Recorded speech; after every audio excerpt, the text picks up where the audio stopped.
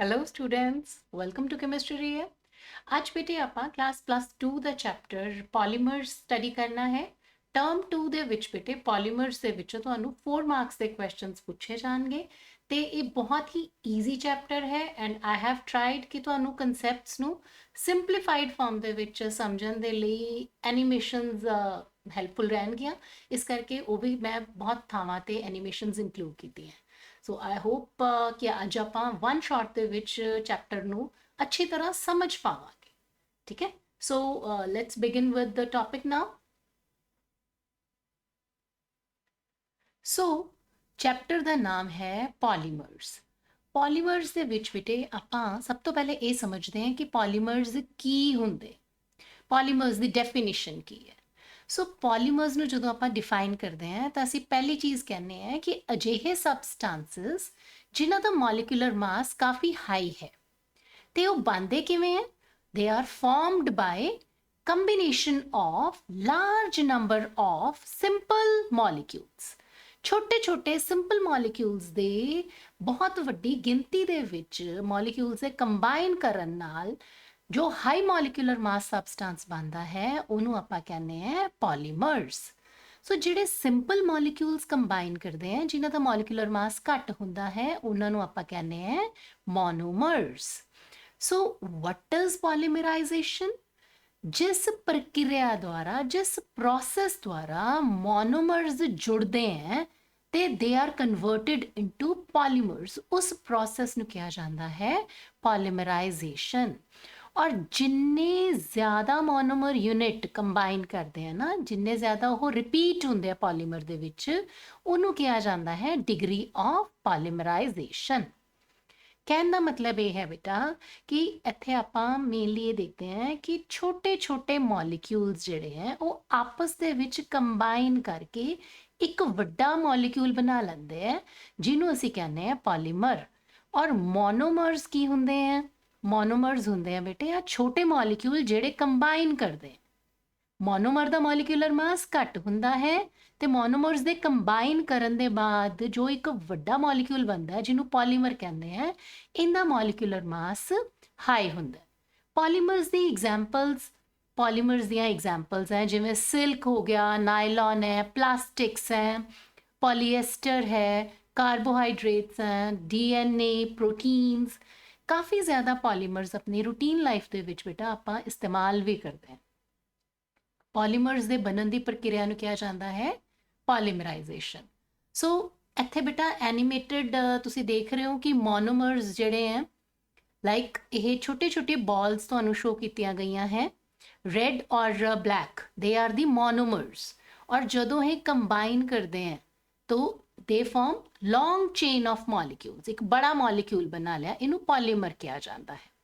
सो polymers की classification आप सब तो पहला करते हैं डिपेंडिंग अपॉन देयर ओरिजिन कि पॉलीमर्स जिहड़े है वो कित्थों बरामद किते हैं, बरामद इन द सेंस कित्थों आपां हासिल किते हैं। तो आम तौर पर असीं उहनूं 2 कैटेगरीज कह दिंदे हैं, बट मैनी अ टाइम्स बेटे उहनूं असीं 3 कैटेगरीज च भी डिवाइड कर दिंदे हैं।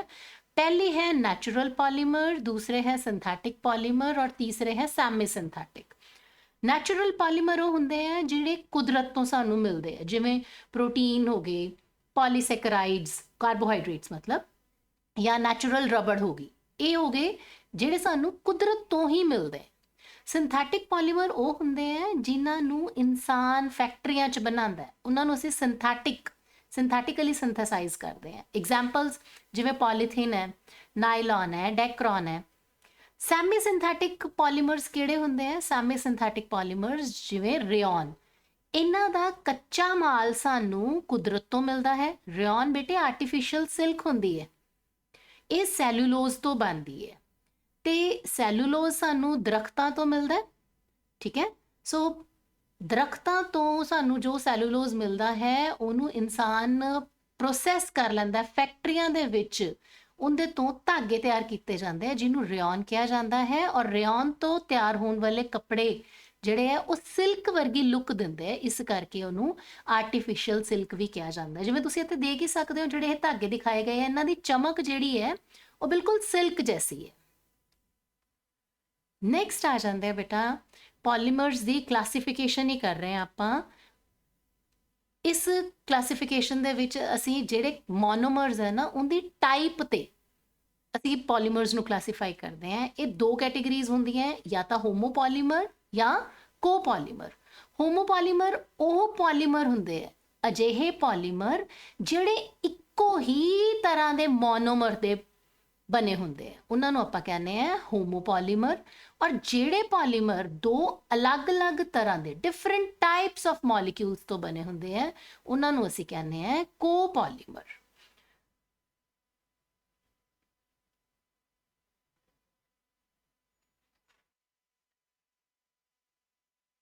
ਹੁਣ ਜਿਵੇਂ ਇੱਥੇ ਤੁਹਾਡੇ ਸਾਹਮਣੇ ਬੇਟਾ ਸਕਰੀਨ ਤੇ ਤੁਸੀਂ ਦੇਖ ਸਕਦੇ ਹੋ ਕਿ ਇੱਕ ਹੀ ਤਰ੍ਹਾਂ ਦੇ ਕੰਬਾਈਨਿੰਗ ਮੋਲੀਕਿਊਲਸ ਜਿਹੜੇ ਆ ਮੋਨੋਮਰਸ ਇੱਕੋ ਤਰ੍ਹਾਂ ਦੇ, ਸੋ ਇਸ ਤਰ੍ਹਾਂ ਦੇ ਪੋਲੀਮਰ ਨੂੰ ਆਪਾਂ ਕਹਾਂਗੇ ਹੋਮੋਪੋਲੀਮਰ।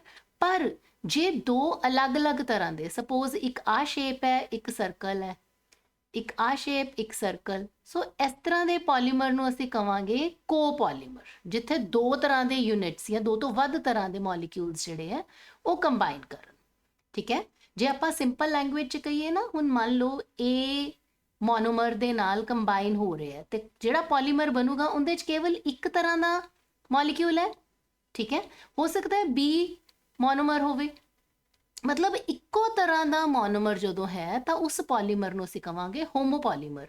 ਪਰ ਜੇ ਦੋ ਤਰ੍ਹਾਂ ਦੇ ਮੋਨੋਮਰਸ ਹੈ, ਉਹਨਾਂ ਦੇ ਕੰਬਾਈਨ ਕਰਨ ਨਾਲ ਬਣ ਰਿਹਾ ਹੈ ਪੋਲੀਮਰ, ਤਾਂ ਅਜਿਹੇ ਪੋਲੀਮਰ ਨੂੰ ਅਸੀਂ ਕਹਾਂਗੇ ਕੋਪੋਲੀਮਰ। ਨੈਕਸਟ ਕਲਾਸੀਫਿਕੇਸ਼ਨ ਦੇ ਵਿੱਚ ਅਸੀਂ ਪੋਲੀਮਰਾਈਜੇਸ਼ਨ ਦੀਆਂ ਦੋ ਟਾਈਪਸ ਕਰਦੇ ਹਾਂ। First is addition polymerisation, second is condensation polymerisation. So addition polymerisation ਦੇ ਵਿੱਚ ਕੀ ਹੁੰਦੇ ਆ ਕਿ ਮੋਨੋਮਰਸ ਜਿਹੜੇ ਹਨ ਉਹ ਸਿੰਪਲੀ ਜੁਆਇਨ ਟੂਗੇਦਰ, ਮਤਲਬ without loss of any small molecule like water ਜਾਂ ਅਮੋਨੀਆ, ਜਿਹੜੇ ਮੋਲੀਕਿਊਲਸ ਹੈ ਉਹ ਐਜ਼ ਸੱਚ ਕੰਬਾਈਨ ਕਰ ਜਾਂਦੇ ਆ ਤੇ ਕੋਈ ਵੀ ਵਿੱਚੋਂ ਦੀ ਸਮਾਲ ਮੋਲੀਕਿਊਲ ਜਿਵੇਂ ਪਾਣੀ ਜਾਂ ਅਮੋਨੀਆ ਨਹੀਂ ਨਿਕਲਦਾ। ਉਸ ਤਰ੍ਹਾਂ ਦੀ ਪੋਲੀਮਰਾਈਜੇਸ਼ਨ ਪ੍ਰਕਿਰਿਆ ਨੂੰ ਕਿਹਾ ਜਾਂਦਾ ਹੈ ਐਡੀਸ਼ਨ ਪੋਲੀਮਰਾਈਜੇਸ਼ਨ। ਕੰਡੈਂਸੇਸ਼ਨ ਪੋਲੀਮਰਾਈਜੇਸ਼ਨ 'ਚ ਕੀ ਹੁੰਦਾ ਹੈ ਕਿ ਮੋਨੋਮਰ ਜਦੋਂ ਜੁਆਇਨ ਕਰਦੇ ਆ ਨਾ, ਤਾਂ ਉਦੋਂ ਵਾਟਰ ਜਾਂ ਅਮੋਨੀਆ ਵਰਗੇ ਸਿੰਪਲ ਮੋਲੀਕਿਊਲਸ ਜਿਹੜੇ ਹੈ ਉਹ ਬਾਹਰ ਨਿਕਲਦੇ ਆ। ਸੋ simple monomers are combined together with loss of simple molecule। ਅਜਿਹੀ ਪੋਲੀਮਰਾਈਜੇਸ਼ਨ ਨੂੰ ਆਪਾਂ ਕਹਿੰਦੇ ਆ ਕੰਡੈਂਸੇਸ਼ਨ ਪੋਲੀਮਰਾਈਜੇਸ਼ਨ। ਸੋ ਇੱਥੇ ਤੁਸੀਂ ਦੇਖੋ ਤੁਹਾਡੇ ਸਾਹਮਣੇ ਸਕਰੀਨ ਤੇ ਵਿਜ਼ੀਬਲ ਹੈ, what is this type of polymerization? This is simply addition polymerization। as you can see कि simply monomers ਜਿਹੜੇ ਹੈ ਇੱਕ ਦੂਸਰੇ ਨਾਲ ਅਟੈਚ ਹੋ ਰਹੇ ਹੈ। ठीक है, like here also you can see same चीज ही है बेटा कि simple molecules एक दूसरे नाल monomer attach हो गए, but here you can see a small molecule of water is given off। like once more we will be seeing,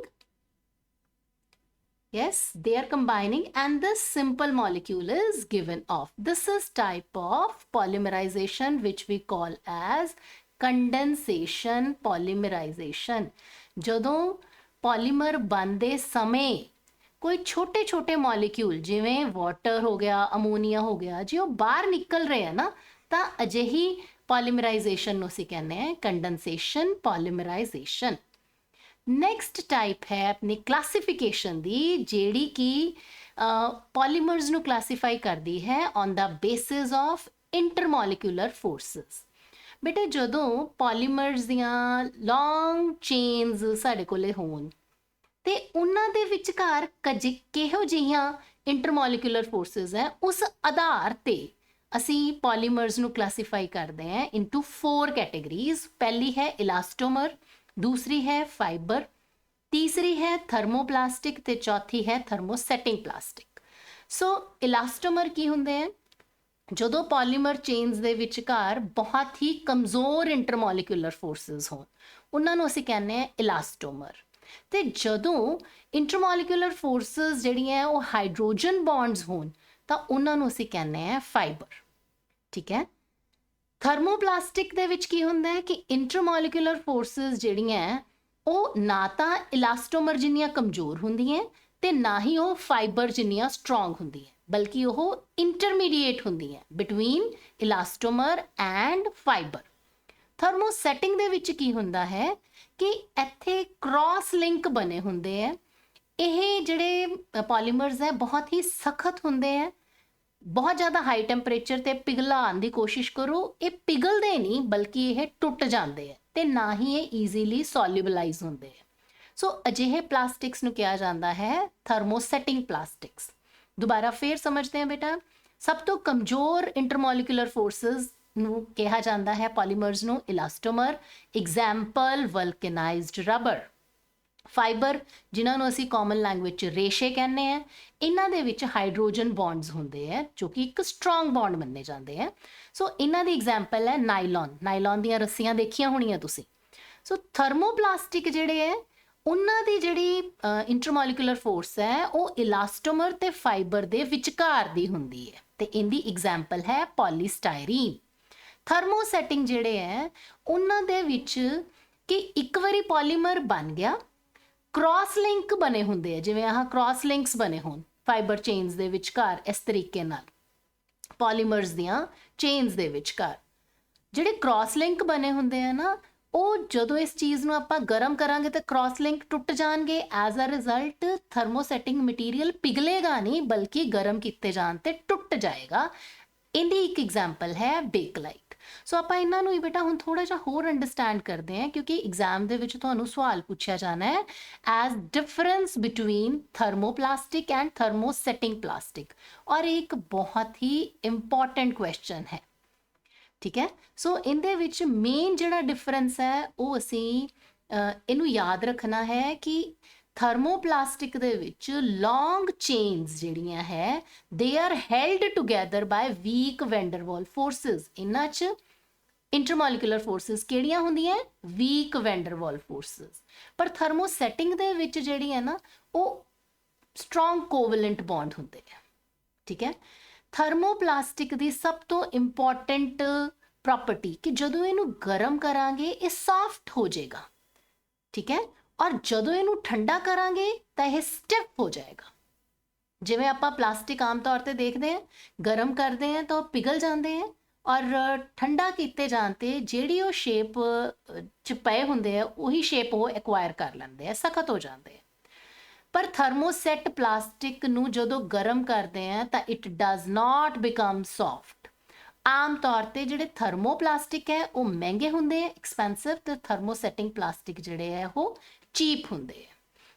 ਆਮ ਤੌਰ ਤੇ ਥਰਮੋਪਲਾਸਟਿਕਸ ਸੌਫਟ, ਵੀਕ ਤੇ ਘੱਟ ਟੁੱਟਣ ਵਾਲੇ, ਲੈਸ ਬ੍ਰਿਟਲ ਹੁੰਦੇ ਆ।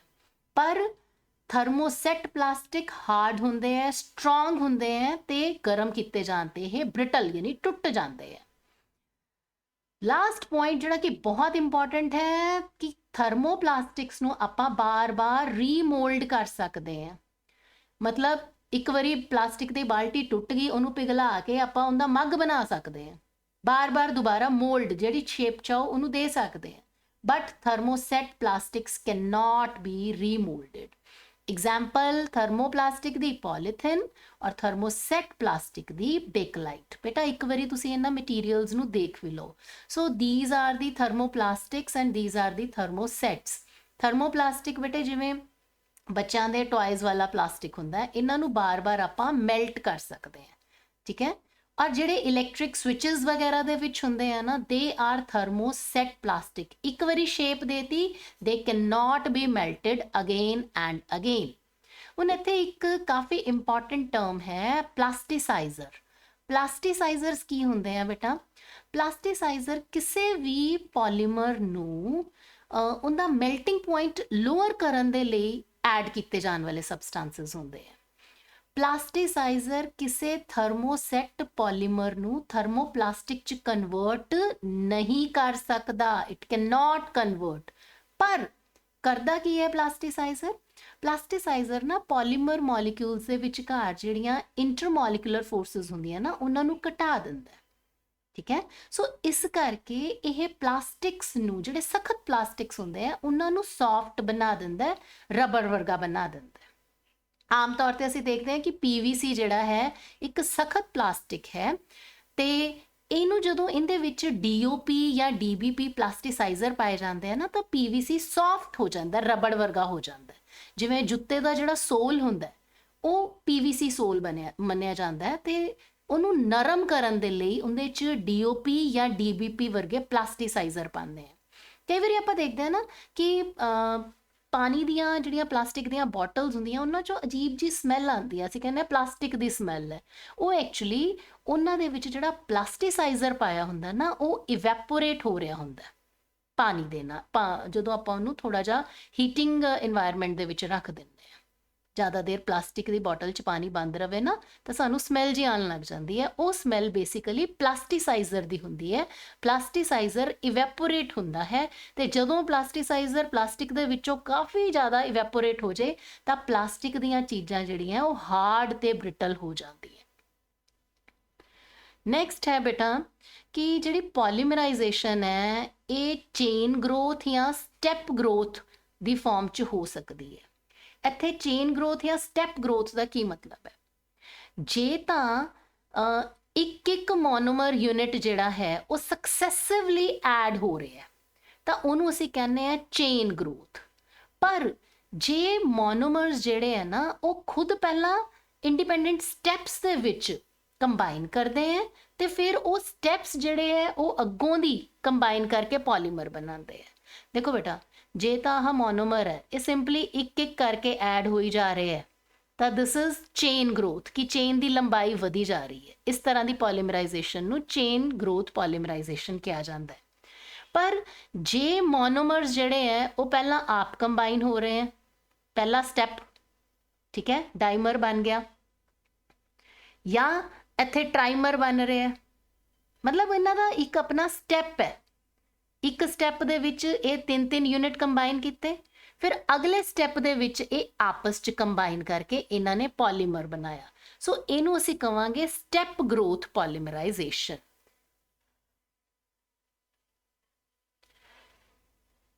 ਹੁਣ ਬੇਟਾ ਆਪਣੇ ਕੋਲੇ ਜੋ ਆਪਾਂ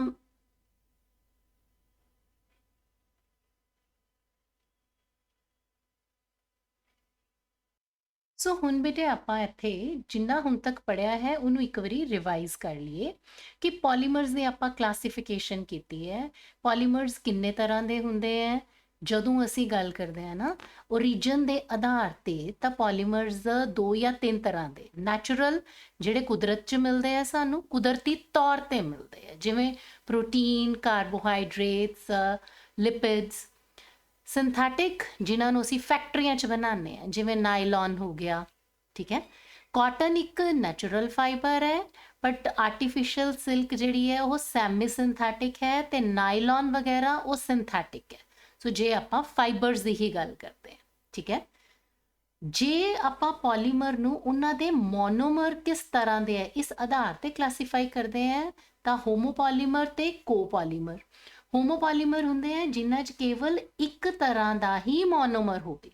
ਕੋਪੋਲੀਮਰ ਹੁੰਦੇ ਆ ਜਿਨ੍ਹਾਂ 'ਚ 2 ਤਰ੍ਹਾਂ ਦੇ ਮੋਨੋਮਰ ਯੂਨਿਟਸ ਕੰਬਾਈਨ ਕਰਨ। ਦੈਨ ਜੇ ਅਸੀਂ ਇੰਟਰਮੋਲੀਕੂਲਰ ਫੋਰਸਿਸ ਦੇ ਆਧਾਰ ਤੇ ਪੋਲੀਮਰਸ ਨੂੰ ਕਲਾਸੀਫਾਈ ਕਰਦੇ ਆ ਤਾਂ ਇੰਟਰਮੋਲੀਕੂਲਰ ਫੋਰਸਿਸ ਜੇ ਪੋਲੀਮਰ ਚੇਨਸ ਦੇ ਵਿਚਕਾਰ ਸਭ ਤੋਂ ਵੀਕ ਹੋਣ ਤਾਂ ਉਹਨਾਂ ਨੂੰ ਅਸੀਂ ਕਹਿੰਦੇ ਆ ਇਲਾਸਟੋਮਰਸ, ਤੇ ਜੇ ਬਹੁਤ ਸਟਰੋਂਗ ਹੋਣ ਜਿਵੇਂ ਹਾਈਡਰੋਜਨ ਬੌਂਡ ਤਾਂ ਉਹਨੂੰ ਅਸੀਂ ਕਹਿੰਦੇ ਆ ਫਾਈਬਰ। ਜੇ ਇਹਨਾਂ ਦੋਨਾਂ ਦੇ ਵਿਚਕਾਰਲੇ ਹੋਣ ਤਾਂ ਉਹਨਾਂ ਨੂੰ ਕਿਹਾ ਜਾਂਦਾ ਹੈ ਥਰਮੋਪਲਾਸਟਿਕ, ਤੇ ਜੇ ਸਭ ਤੋਂ ਹੀ ਅਲੱਗ ਤਰ੍ਹਾਂ ਦੇ ਹੋਣ ਉਹਨਾਂ ਨੂੰ ਕਿਹਾ ਜਾਂਦਾ ਹੈ ਥਰਮੋਸੈਟ ਪਲਾਸਟਿਕ। ਥਰਮੋਪਲਾਸਟਿਕ ਔਰ ਥਰਮੋਸੈਟ ਪਲਾਸਟਿਕ ਦੇ ਵਿੱਚ ਮੇਨ ਡਿਫਰੈਂਸ ਹੈ ਥਰਮੋਪਲਾਸਟਿਕ ਨੂੰ ਜਿੰਨੀ ਵਾਰੀ ਚਾਹੋ ਓਨੀ ਵਾਰੀ ਗਰਮ ਕਰਕੇ on heating it can be remoulded. ਇਹ ਸੌਫਟ ਹੋ ਜਾਂਦਾ ਹੈ, ਇਹ ਮੈਲਟ ਹੋ ਜਾਂਦਾ ਹੈ ਐਂਡ ਇਟ ਕੈਨ ਬੀ ਰੀਮੋਲਡਡ। ਜਿੰਨੀ ਵਾਰੀ ਚਾਹੋ ਓਨੀ ਵਾਰੀ ਇਹਨੂੰ ਤੁਸੀਂ ਦੁਬਾਰਾ ਸ਼ੇਪ ਅਪ ਕਰ ਸਕਦੇ ਹੋ। ਥਰਮੋਸੈਟ ਪਲਾਸਟਿਕ ਨੂੰ ਦੇ ਬ੍ਰੇਕ ਔਨ ਹੀਟਿੰਗ ਐਂਡ ਇਹਨਾਂ ਨੂੰ ਇੱਕ ਵਾਰੀ ਸ਼ੇਪ ਦੇਤੀ, once they are set they cannot be remoulded. ਹੁਣ ਨੈਕਸਟ ਜੇ ਆਪਾਂ ਪੋਲੀਮਰਾਈਜ਼ੇਸ਼ਨ ਦੀਆਂ ਟਾਈਪਸ ਕਰਨੀਆਂ ਹੋਣ ਨਾ ਤਾਂ ਆਪਣੇ ਕੋਲੇ ਮੇਨਲੀ 2 ਟਾਈਪਸ ਆਉਂਦੀਆਂ ਪੋਲੀਮਰਾਈਜ਼ੇਸ਼ਨ ਦੀਆਂ। One is condensation polymerization, another is addition polymerization. So addition polymerization च असी पढ़ांगे पॉली ओलिफिन्स, जिथे मोनोमर ओलिफिन होंगे, यानी कि carbon double bond carbon. Polyhaloolefins, halo मतलब हैलोजन, ओलिफिन्स का मतलब सी डबल बॉन्ड सी, ते इन्हां ते हैलोजन लगे हुए है, क्लोरीन या फ्लोरीन, इस तरह अलग अलग। पॉली डाईईन्स, पॉली मीन्स मैनी, डाईईन्स मतलब भी जे कार्बन और कार्बन ਦੇ ਵਿਚਕਾਰ ਇੱਕ ਡਬਲ ਬੌਂਡ ਹੈ ਤੇ ਮੋਲੀਕਿਊਲ ਦੇ ਵਿੱਚ ਦੋ ਡਬਲ ਬੌਂਡਸ ਹੋਣ, ਅਜਿਹੇ ਮੋਲੀਕਿਊਲਸ ਦੇ ਮੋਨੋਮਰਸ ਜਿਹੜੇ ਆ ਉਹਨਾਂ ਨੂੰ ਆਪਾਂ ਕਵਾਂਗੇ ਡਾਈਈਨ, ਔਰ ਪੋਲੀਮਰ ਨੂੰ ਅਸੀਂ ਕਵਾਂਗੇ ਪੋਲੀਡਾਈਈਨ। ਨੈਕਸਟ ਆ ਜਾਂਦੇ ਆ ਪੋਲੀਐਕਰਾਈਲੇਟ। ਇਹਨਾਂ ਸਾਰਿਆਂ ਦੇ ਬੇਟੇ ਆਪਾਂ ਐਗਜ਼ਾਮਪਲ, ਸਟਰਕਚਰ ਤੇ ਇਹਨਾਂ ਦੀਆਂ ਪਿਕਚਰਸ ਵੀ ਲਾਈਫ ਦੇ ਵਿੱਚ ਅਸੀਂ ਕਿਤੇ ਕਿਤੇ ਇਹਨਾਂ ਨੂੰ ਇਸਤੇਮਾਲ ਕਰਦੇ ਹਾਂ। ਕੰਡੈਂਸੇਸ਼ਨ ਪੋਲੀਮਰਾਈਜੇਸ਼ਨ ਦੇ ਵਿੱਚ ਪੋਲੀਐਮਾਈਡਸ, ਜਿੰਦੇ ਚ ਮੇਨਲੀ NH CO ਲਿੰਕੇਜ ਐਮਾਈਡ ਜਿਹਨੂੰ ਅਸੀਂ ਕਹਿੰਦੇ ਆ ਉਹ ਪੜਾਂਗੇ। ਪੋਲੀਐਸਟਰਸ ਦੇ ਵਿੱਚ ਬੇਟੇ ਪੋਲੀ ਮੀਨਸ ਮੈਨੀ, ਐਸਟਰ ਯੂਨਿਟ, ਸੋ ਐਸਟਰ ਜੋ ਹੈ ਆਪਣੇ ਕੋਲੇ ਆਹ ਵਾਲੀ ਚੀਜ਼ ਹੁੰਦੀ ਹੈ ਐਸਟਰ। Then ਫਾਰਮੈਲਡੀਹਾਈਡ raisins. ਇਹਨਾਂ ਤੋਂ ਇਲਾਵਾ ਬੇਟੇ ਆਪਣੇ ਕੋਲੇ ਬਾਇਓਡੀਗ੍ਰੇਡੇਬਲ ਪਲਾਸਟਿਕਸ ਵੀ ਹੁੰਦੇ ਆ ਜਿਨ੍ਹਾਂ ਬਾਰੇ ਆਪਾਂ ਪੜ੍ਹਨਾ। ਸੋ ਸਭ ਤੋਂ ਪਹਿਲਾਂ ਆਪਾਂ ਆਪਣੀ ਸ਼ੁਰੂਆਤ ਕਰਦੇ ਹਾਂ ਪੋਲੀ ਓਲੀਫਿਨਸ ਤੋਂ। ਸੋ ਪੋਲੀ ਓਲੀਫਿਨਸ ਜਿੰਦੇ ਚ ਪਹਿਲੀ ਐਗਜ਼ਾਮਪਲ ਪੋਲੀਥਿਨ ਦੀ ਕਰਦੇ ਹਾਂ। ਪੋਲੀਥਿਨ ਦੋ ਤਰ੍ਹਾਂ ਦੀ ਹੁੰਦੀ ਹੈ, ਹਾਈ ਡੈਂਸਿਟੀ ਪੋਲੀਥਿਨ ਤੇ ਲੋ ਡੈਂਸਿਟੀ ਪੋਲੀਥਿਨ। ਪੋਲੀਥਿਨ ਜਿਹੜੀ ਹੈ CH2 ਮੋਨੋਮਰ ਤੋਂ ਬਣਦੀ ਹੈ। ਸੋ ਬੇਟੇ ਜਿਵੇਂ ਤੁਸੀਂ ਇੱਥੇ ਦੇਖ ਸਕਦੇ ਹੋ ਕਿ इथीन ਦੇ मॉलिक्यूल्स ਜਿਹੜੇ ਹੈ ਉਹ ਕੰਬਾਈਨ ਕਰਕੇ ਪੋਲੀਥੀਨ ਬਣਾ ਰਹੇ ਹੈ, ਠੀਕ ਹੈ। ਸੋ ਇਥੀਨ ਦਾ ਮਤਲਬ ਹੈ CH2 ਡਬਲ ਬੌਂਡ CH2। ਜਦੋਂ n number of ethene molecule combine ਕਰ ਜਾਣਗੇ ਤਾਂ ਆ ਚੀਜ਼ ਜਿਹੜੀ ਹੈ ਉਹ ਰਿਪੀਟ ਹੋਏਗੀ ਆਪਸ ਦੇ ਵਿੱਚ ਓਵਰ ਨੰਬਰ ਆਫ ਪੀਰੀਅਡਸ। ਬੇਟੇ ਇੱਥੇ n ਮੋਲੀਕਿਊਲਸ ਤੇ ਇੱਥੇ n ਮੋਲੀਕਿਊਲਸ ਦੇ ਜੁੜ ਕੇ ਇੱਕ ਮੋਲੀਕਿਊਲ ਬਣ ਗਿਆ, ਦਿਸ ਇਜ਼ ਪੋਲੀਥੀਨ, ਠੀਕ ਹੈ।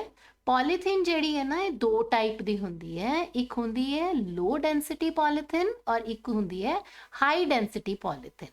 ਸੋ ਆਪਾਂ ਪੋਲੀਥੀਨ ਨੂੰ ਜਦੋਂ ਐਗਜ਼ਾਮ 'ਚ ਪੁੱਛਿਆ ਜਾਣਾ ਹੈ ਤਾਂ ਲੋ ਡੈਂਸਿਟੀ ਪੋਲੀਥੀਨ, ਜਿਵੇਂ ਆਹ ਤੁਸੀਂ ਦੇਖ ਸਕਦੇ ਹੋ ਬੇਟਾ ਇੱਥੇ ਜਿਹੜੇ ਹਲਕੇ ਕਿਸਮ ਦੇ ਲਿਫਾਫੇ ਹੁੰਦੇ ਹੈ ਉਹਨਾਂ ਦੇ ਵਿੱਚ ਲੋ ਡੈਂਸਿਟੀ ਪੋਲੀਥੀਨ ਇਸਤੇਮਾਲ ਹੁੰਦੀ ਹੈ। ਔਰ ਜਿਹੜੀਆਂ ਕਾਫੀ ਅੱਛੇ ਪਲਾਸਟਿਕ ਦੀਆਂ ਜਿਹਨੂੰ ਬੋਟਲਸ ਕਿਹਾ ਜਾਂਦਾ ਹੈ, ਜਿਹੜੀਆਂ ਸਖਤ ਹੁੰਦੀਆਂ, they are the high density polythene. ਸੋ ਜਦੋਂ ਆਪਣੇ ਕੋਲੇ ਬੇਟੇ ਆਪਾਂ ਨੂੰ ਇਹਨਾਂ ਨੂੰ ਪੇਪਰ ਦੇ ਵਿੱਚ ਐਗਜ਼ਾਮ 'ਚ ਪੁੱਛਿਆ ਜਾਣਾ ਹੈ ਨਾ ਵੀ ਤੁਸੀਂ ਪੋਲੀਥੀਨ ਕਿਵੇਂ ਡਰਾ ਕਰੋਗੇ, ਤਾਂ ਉੱਥੇ ਤੁਸੀਂ ਇਹ ਯਾਦ ਰੱਖੋ CH2 double bond CH2, this is ethene, ਸਾਰਿਆਂ ਨੂੰ ਪਤਾ ਹੈ ਨਾ। ਇਥੀਨ ਦੇ ਜਦੋਂ n number of molecules polymerise ਹੋਣਗੇ ਤਾਂ CH2 ਇੱਥੇ ਡਬਲ ਬੌਂਡ ਦਾ ਸਿੰਗਲ ਬੌਂਡ ਬਣ ਜਾਣਾ ਹੈ। ਜਿਹੜਾ ਇੱਥੇ ਡਬਲ ਬੌਂਡ ਸੀ ਨਾ ਉਹ ਟੁੱਟ ਜਾਂਦਾ ਹੈ ਤੇ ਇਹ ਵਾਲੀ ਕਾਰਬਨ ਇੱਧਰਲੇ ਪਾਸੇ ਤੇ ਇਹ ਵਾਲੀ ਕਾਰਬਨ ਇੱਧਰਲੇ ਪਾਸੇ ਇੱਕ ਹੋਰ CH2 ਮੋਲੀਕਿਊਲ ਇਥੀਨ ਦੇ ਨਾਲ ਕੰਬਾਈਨ ਕਰੇਗੀ। ਸੋ ਇਸ ਰਿਪੀਟਿੰਗ ਯੂਨਿਟ ਦੇ ਬਾਅਦ ਜਿਹੜਾ ਪੋਲੀਮਰ ਬਣੇਗਾ ਉਹਨੂੰ ਅਸੀਂ ਕਹਿੰਦੇ ਆ ਪੋਲੀਥੀਨ। ਔਰ ਪੋਲੀਥੀਨ ਜਿਹੜੀ ਹੈ ਜੇ ਤਾਂ ਉਹਦੀ ਡੈਂਸਿਟੀ ਹਾਈ ਹੈ ਤਾਂ ਹਾਈ ਡੈਂਸਿਟੀ ਪੋਲੀਥੀਨ, ਤੇ ਜੇ ਉਹਦੀ ਡੈਂਸਿਟੀ ਲੋ ਹੈ ਤਾਂ ਲੋ ਡੈਂਸਿਟੀ ਪੋਲੀਥੀਨ ਜਿਹੜੀ ਹੈ। ਹੁਣੇ ਆਪਾਂ ਜਿਵੇਂ ਐਗਜ਼ਾਮਪਲ ਦੇਖੀ ਹੈ ਕਿ ਹਲਕੇ ਕਿਸਮ ਦੇ ਲਿਫਾਫੇ ਜਿਹੜੇ ਹੈ ਉਹ ਲੋ ਡੈਂਸਿਟੀ ਪੋਲੀਥੀਨ ਦੀ ਐਗਜ਼ਾਮਪਲ ਹੁੰਦੇ ਹੈ। ਨੈਕਸਟ ਜਿਹੜੀ ਆਪਾਂ ਪੋਲੀਥੀਨ ਦੇ ਵਿੱਚ ਐਗਜ਼ਾਮਪਲ ਕਰਦੇ ਹਾਂ ਨਾ, ਪੋਲੀਥੀਨ ਨਹੀਂ ਕਹਿ ਸਕਦੇ, ਨੈਕਸਟ ਜਿਹੜੀ ਆਪਾਂ ਇੱਥੇ ਪੋਲੀ ਓਲੀਫਿਨ ਦੀ ਗੱਲ ਕਰਦੇ ਆ ਨਾ, ਜਿੱਥੇ ਡਬਲ ਬੌਂਡ ਰਿਪੀਟ ਹੋ ਰਿਹਾ, ਦੈਟ ਇਜ਼ ਪੈਨ, ਪੋਲੀਇਕਰਾਈਲੋਨਾਈਟ੍ਰਾਈਲ। ਸੋ ਇੱਥੇ ਬੇਟਾ ਜੀ ਪੋਲੀਇਕਰਾਈਲੋਨਾਈਟ੍ਰਾਈਲ ਦਾ ਸਟਰਕਚਰ ਦੇਖੋ, CH2 ਆਪਾਂ ਹੁਣੇ ਹੀ CH2 ਇੱਦਾਂ ਲਿਖਿਆ ਸੀ ਨਾ, ਸੋ ਦੈਟ ਵਾਜ਼ ਈਥੀਨ। ਪਰ ਜੇ ਇੱਥੇ ਇੱਕ H ਦੀ ਜਗ੍ਹਾ ਤੇ ਲਗਾ ਦਿੱਤਾ ਜਾਵੇ CN, this is what, this is acrylonitrile. ਔਰ ਜਦੋਂ ਇਹਦੇ n ਮੋਲੀਕਿਊਲਸ ਕੰਬਾਈਨ ਕਰਨਗੇ ਪੋਲੀਮਰਾਈਜੇਸ਼ਨ ਦੇ ਬਾਅਦ, ਆ ਡਬਲ ਬੌਂਡ ਨੇ ਇੱਥੋਂ ਦੀ ਟੁੱਟ ਜਾਣਾ ਹੈ, ਸਿੰਗਲ ਬੌਂਡ ਰਹਿ ਗਿਆ, ਇੱਥੇ n ਆ ਗਿਆ, ਆ CN ਇਸ ਕਾਰਬਨ ਤੇ ਅਟੈਚਡ ਹੈ, ਦਿਸ ਇਜ਼ ਪੋਲੀਇਕਰਾਈਲੋਨਾਈਟ੍ਰਾਈਲ। ਪੋਲੀਇਕਰਾਈਲੋਨਾਈਟ੍ਰਾਈਲ ਦਾ ਜਿਹੜਾ ਸਭ ਤੋਂ ਵੱਡਾ ਬੈਨੀਫਿਟ ਹੈ ਉਹ ਇਹ ਕੱਪੜੇ ਬਣਾਉਣ ਦੇ ਵਿੱਚ ਇਸਤੇਮਾਲ ਕੀਤਾ ਜਾਂਦਾ ਹੈ, ਕਾਰਪੈਟ, ਬਲੈਂਕਟਸ ਜਾਂ ਬਾਕੀ ਹੋਰ ਪੋਲੀਮਰਸ ਬਣਾਉਣ ਦੇ ਵਿੱਚ ਇਹ ਇਸਤੇਮਾਲ ਕੀਤਾ ਜਾਂਦਾ ਹੈ। ਇਹ ਕੰਪੈरेटिवली ਕਾਫੀ ਹਾਈ ਮੈਲਟਿੰਗ ਪੁਆਇੰਟ ਮਟੀਰੀਅਲ ਹੁੰਦਾ ਹੈ। ਸੋ ਕੀ ਤੁਸੀਂ ਮੈਨੂੰ ਇਹ ਡਰਾ ਕਰਕੇ ਦਿਖਾ ਸਕਦੇ ਹੋ ਦੁਬਾਰਾ, ਲਾਈਕ ਆਪਣੀਆਂ ਕਾਪੀਜ਼ ਤੇ ਬੇਟਾ ਹੁਣੇ ਕਰੋ। This is polyacrylonitrile, this you can see ਕਿੱਦਾਂ ਦੀ ਸ਼ਕਲ ਹੈ ਇਹਦੀ, ਜਿਵੇਂ ਐਂ ਲੱਗਦਾ ਹੈ ਨਾ ਆਰਟੀਫਿਸ਼ੀਅਲ ਵੂਲ ਕਹਿ ਸਕਦੇ ਆ ਇਹਨੂੰ, ਠੀਕ ਹੈ। ਸੋ ਆਪਣੀਆਂ ਕਾਪੀਆਂ ਤੇ ਬੇਟਾ ਪੋਲੀਐਕਰਾਈਲੋਨਾਈਟ੍ਰਾਈਲ ਇਸ ਤਰੀਕੇ ਨਾਲ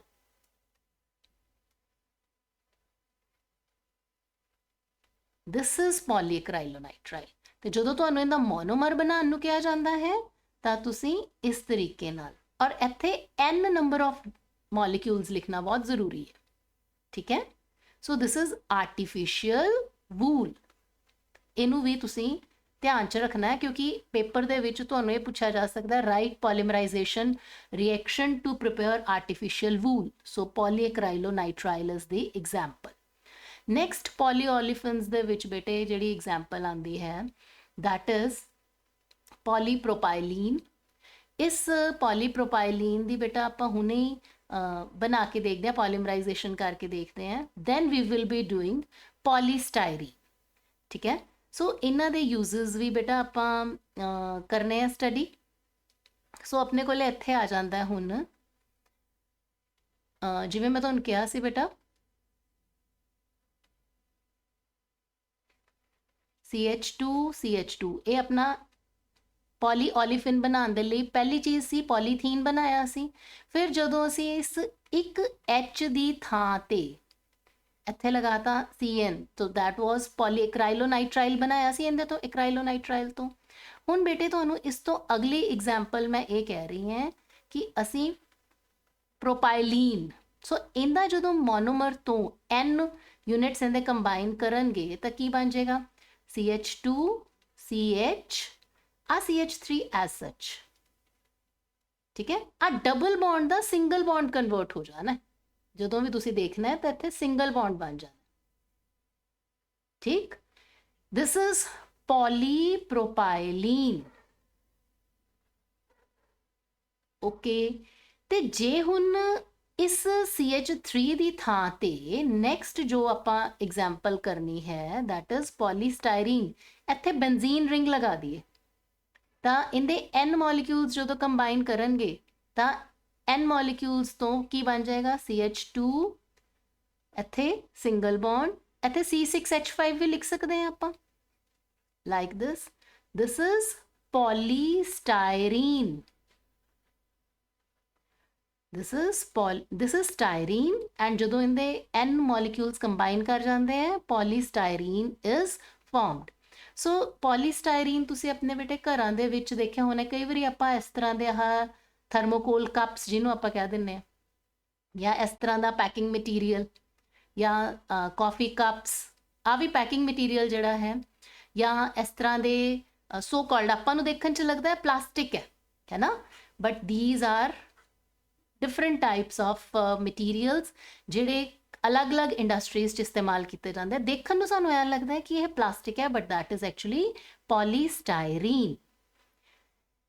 ਹੁਣ polystyrene ਦੇ ਬਾਅਦ ਆਪਣੇ ਕੋਲੇ ਐਗਜ਼ਾਮਪਲ ਆਉਂਦੀ ਹੈ PVC ਦੀ, ਬਟ ਹੁਣ ਇਹਦੀ ਕੈਟੇਗਰੀ ਕਿਹੜੀ ਹੈ, ਪੋਲੀਓਲੀਫਿਨਸ ਦੇ ਨਾਲ ਓਲੀਫਿਨ ਮਤਲਬ C ਡਬਲ ਬੌਂਡ C ਹੈ ਨਾ, ਹੈਲੋ ਵਰਡ ਆ ਗਿਆ। These are polyhaloolefins, मतलब ਇੱਥੇ ਹੁਣ ਆਪਣੇ ਕੋਲੇ ਹੈਲੋਜਨਸ ਜਿਹੜੇ ਆ ਉਹ ਅਟੈਚ ਹੋਣਗੇ। ਸੋ ਪਹਿਲਾ ਜਿਹੜਾ ਇੱਥੇ ਆਪਣੇ ਕੋਲੇ ਪੋਲੀਮਰ ਹੈ that is polyvinyl chloride. This is vinyl chloride. Vinyl chloride ਦਾ ਜਦੋਂ ਆਪਾਂ n number of molecules combine ਕਰਾਵਾਂਗੇ ਤਾਂ ਕੀ ਬਣ ਜਾਏਗਾ, yes ਬਿਲਕੁਲ ਡਬਲ ਬੌਂਡ ਦੀ ਥਾਂ ਤੇ ਸ਼ਾਬਾਸ਼ ਸਿੰਗਲ ਬੌਂਡ ਆ ਜਾਏਗਾ, ਔਰ ਇੱਥੇ Cl n molecules ਆ ਗਏ।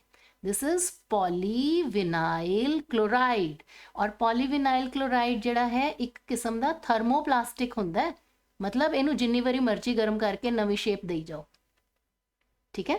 ਸੋ ਜੁੱਤਿਆਂ ਦੇ ਸੋਲ ਦੇ ਵਿੱਚ ਮੇਨਲੀ PVC ਇਸਤੇਮਾਲ ਕੀਤਾ ਜਾਂਦਾ ਹੈ।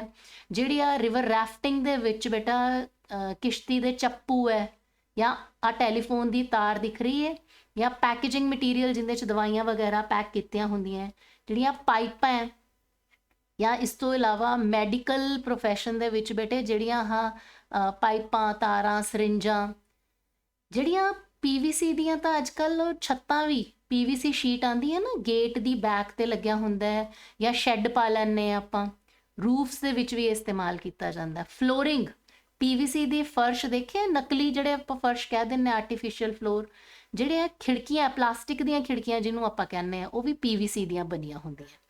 ਇਸ ਦੇ ਬਾਅਦ ਆਪਣੇ ਕੋਲੇ ਪੋਲੀਹੈਲੋ ਓਲੀਫਿਨਸ ਦੇ ਵਿੱਚ ਅਗਲੀ ਐਗਜ਼ਾਮਪਲ ਆਉਂਦੀ ਹੈ PTFE। PTFE ਕਾਦੀ ਬਣੀ ਹੁੰਦੀ ਹੈ ਬੇਟੇ? C ਡਬਲ ਬੌਂਡ C ਆਪਾਂ ਕੀਤਾ ਨਾ ਪੋਲੀ ਓਲੀਫਿਨਸ, ਹੁਣ ਆਪਾਂ ਕਰ ਰਹੇ ਹਾਂ ਪੋਲੀਹੈਲੋ ਓਲੀਫਿਨਸ। ਜਿਹੜੀਆਂ ਇੱਥੇ 4 ਹਾਈਡਰੋਜਨਸ ਲੱਗੀਆਂ, ਜੇ ਉਹਨਾਂ ਚਾਰਾਂ ਦੀ ਥਾਂ ਤੇ ਫਲੋਰੀਨ ਲੱਗ ਜੇ, this is what, this is tetrafluoroethene. ਤੇ ਜੇ ਇਹਦੇ n ਮੋਲੀਕਿਊਲਸ ਕੰਬਾਈਨ ਕਰ ਜਾਣ ਤਾਂ ਕੀ ਬਣੇਗਾ? CF2 single bond CF2 n times. So this is poly tetrafluoroethene PTFE। ਪਰ ਇਹਦਾ ਮੇਨ ਇਸਤੇਮਾਲ ਬੇਟੇ ਨਾਨ ਸਟਿਕ ਪੈਨਸ ਦੇ ਵਿੱਚ ਕੀਤਾ ਜਾਂਦਾ ਹੈ, ਜਾਂ ਜਿਹੜੀ ਆਪਾਂ ਪ੍ਰੈਸ ਕਰਦੇ ਨਾ, ਕੱਪੜੇ ਪ੍ਰੈਸ ਕਰਦੇ ਆ, ਇਹਦੇ ਤਲੇ ਤੇ ਵੀ ਕੱਪੜੇ ਨੂੰ ਚਿਪਕੇ ਨਾ, ਗਰਮ ਤਾਂ ਹੋ ਜਾਏ ਪਰ ਚਿਪਕੇ ਨਾ। ਨਾਨ ਸਟਿਕ ਪੈਨਸ ਦੇ ਵਿੱਚ ਵੀ ਇਹੀ ਖਾਸੀਅਤ ਹੈ। ਹੇਅਰ ਸਟ੍ਰੇਟਨਰ ਟਾਈਪ ਹੋ ਗਿਆ। ਸੋ PTFE ਦੇ ਕਾਫੀ ਜ਼ਿਆਦਾ ਇਸਤੇਮਾਲ ਬੇਟੇ ਤੁਹਾਡੇ ਸਾਹਮਣੇ ਇੱਥੇ ਜਿਵੇਂ ਮੈਂ ਇਹਨਾਂ ਦੋਨੋਂ ਪਿਕਚਰਸ ਦੇ ਵਿੱਚ ਸ਼ੋ ਕੀਤੇ ਹੋਏ। ਨੈਕਸਟ ਆ ਜਾਂਦਾ ਹੈ ਬੇਟਾ PCTFE। ਇਹਦੇ ਵਿੱਚ ਬੇਟੇ ਆਪਾਂ 4 ਫਲੋਰੀਨ ਦੀ ਥਾਂ ਤੇ 3 ਫਲੋਰੀਨ ਰਹਿ ਜਾਂਦੀ ਹੈ ਤੇ 1 ਕਲੋਰੀਨ। ਸੋ ਇਹਦਾ ਜਿਹੜਾ ਨਾਮ ਹੈ ਉਹ ਧਿਆਨ ਨਾਲ ਦੇਖੋ, this is poly monochloro trifluoroethene. So this is what? Poly monochloro, ਇੱਕ chlorine, monochloro trifluoro, 3 fluorine, ethene। ठीक है, सो इनका स्ट्रक्चर ड्रॉ करना कोई मुश्किल नहीं रहेगा ਤੁਹਾਡੇ ਲਈ।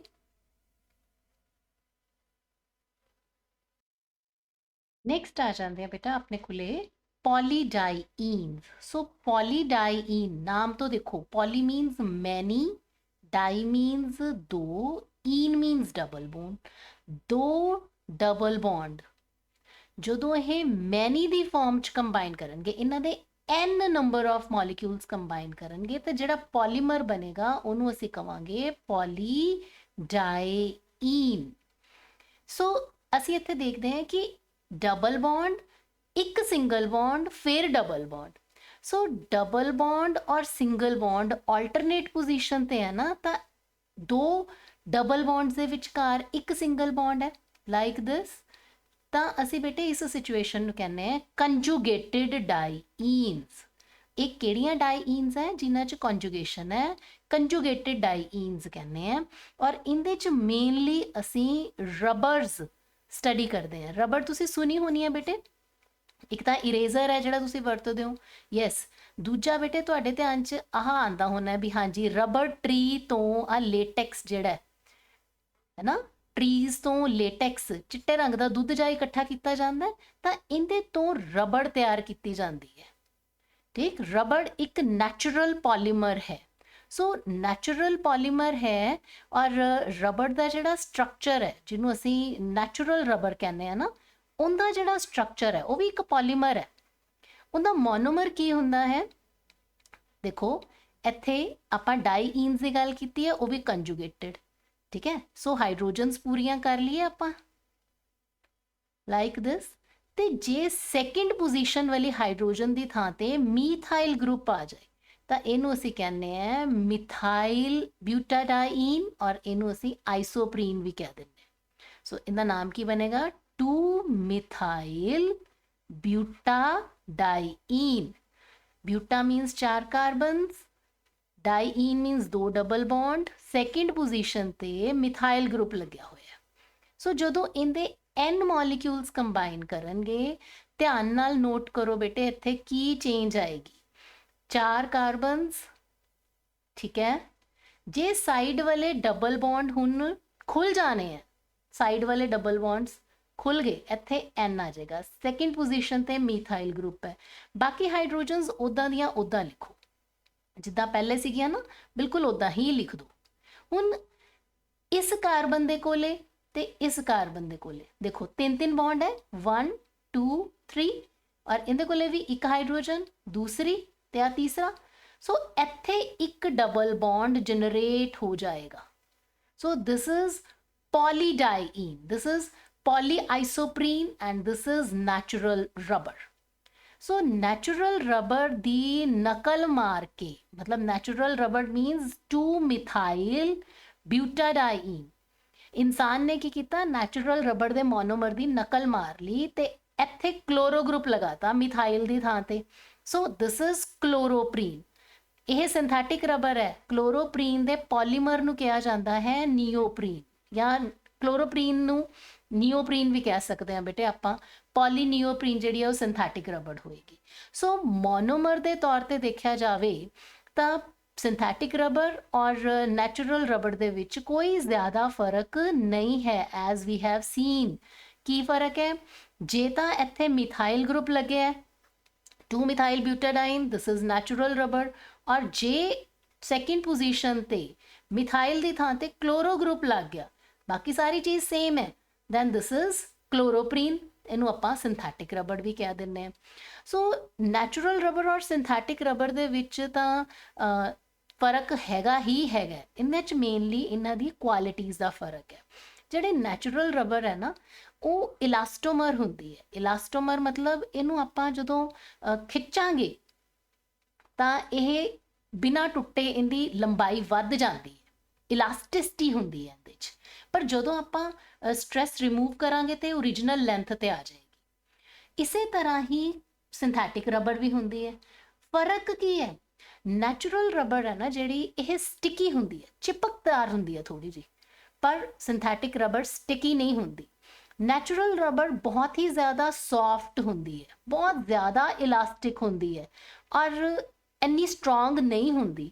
ਨੈਚੁਰਲ ਰਬੜ ਜਿਹੜੀ ਹੈ ਨਾ, ਜੇ ਆਪਾਂ ਆਇਲ ਪਾਈਪ ਬਣਾ ਲਈ, ਜਿਵੇਂ ਪੈਟਰੋਲ ਪੰਪ ਤੇ ਤੁਸੀਂ ਪਾਈਪਾਂ ਦੇਖਦੇ ਹੋ, ਤਾਂ ਉਹਦੇ ਵਿੱਚ ਤਾਂ ਇਹ ਮਤਲਬ ਆਇਲ ਦੇ ਵਿੱਚ ਨੈਚੁਰਲ ਰਬੜ ਨੇ ਡਿਜ਼ੋਲਵ ਹੋ ਜਾਣਾ। ਸੋ ਇਹ ਆਇਲ ਪਾਈਪ ਬਣਾਉਣ ਦੇ ਲਈ ਇਸਤੇਮਾਲ ਨਹੀਂ ਕੀਤੀ ਜਾ ਸਕਦੀ।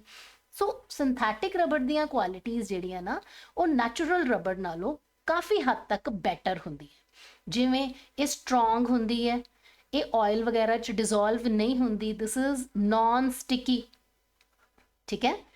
ਸੋ ਆਪਾਂ ਇਹਦੇ ਯੂਜ਼ਸ ਵੀ ਕਰਦੇ ਹਾਂ, ਬਟ ਇੱਕ ਕਨਸੈਪਟ ਹੈ ਇੱਥੇ ਵਲਕਨਾਈਜੇਸ਼ਨ। ਵਲਕਨਾਈਜੇਸ਼ਨ ਦਾ ਮਤਲਬ ਕੀ ਹੁੰਦਾ ਹੈ ਕਿ ਜੇ ਅਸੀਂ ਨੈਚੁਰਲ ਰਬੜ ਦੀਆਂ ਪ੍ਰੋਪਰਟੀਜ਼ ਨੂੰ ਕੁਝ ਇੰਪਰੂਵ ਕਰਨਾ ਚਾਹੁੰਦੇ ਹਾਂ, ਅਸੀਂ ਚਾਹੁੰਦੇ ਹਾਂ ਕਿ ਇਹ ਥੋੜੀ ਜਿਹੀ ਨੈਚੁਰਲ ਰਬੜ ਦੇ ਵਿੱਚ ਸਟਰੈਂਥ ਵੱਧ ਜਾਏ, ਤਾਂ ਕੀ ਕੀਤਾ ਜਾਂਦਾ ਹੈ ਕਿ ਰਬੜ ਨੂੰ ਆਪਾਂ ਸਲਫਰ ਦੇ ਨਾਲ ਹੀਟ ਕਰ ਦਿੰਦੇ ਹਾਂ, ਤਾਂ ਐਜ਼ ਅ ਰਿਜ਼ਲਟ ਵਲਕਨਾਈਜ਼ਡ ਰਬੜ ਬਣ ਜਾਂਦੀ ਹੈ। ਔਰ ਇਸ ਪ੍ਰੋਸੈਸ ਨੂੰ ਰਬੜ ਪਲੱਸ ਸਲਫਰ, ਇਹਨੂੰ ਕਿਹਾ ਜਾਂਦਾ ਹੈ ਵਲਕਨਾਈਜੇਸ਼ਨ।